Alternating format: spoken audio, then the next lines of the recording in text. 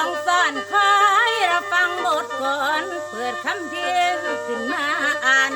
ในหนังสือตำนานประวัติของแตกบานลงมาสร้างพินสถาน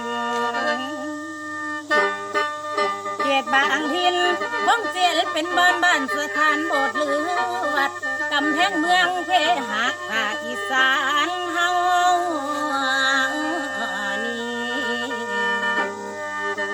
อย่างอุบลธานีบุรีจันทันเท่าสาวไม้เป็นยันอยู่ในพงศาวดารเล่มแต่กอกแต่เขาไอ้คนเท่าได้อ่านเห็นทานละจันพิมพาเพิ่นได้แต่งออกมาเล่นเป็นบางบอนตอนสนุกมาบรรเทาความทุกข์ภาคอีสานเฮา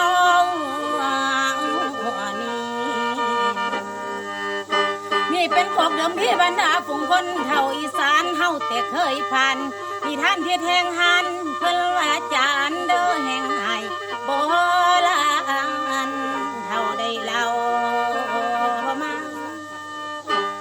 ฟังไปบางอยู่บ้านพวกแม่ป้าคงมีอยู่หลายจัน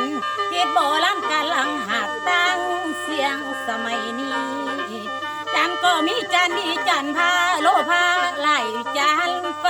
เอานำพาจานโบราณนานเมาฟังผู้เฒ่าได้เบาเพื่อนก็มีแค่แต่เบาจาน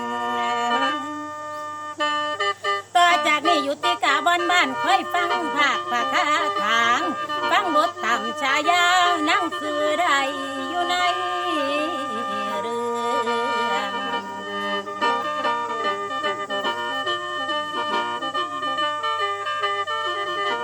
สวัสดีค่ะท่านผู้ฟัง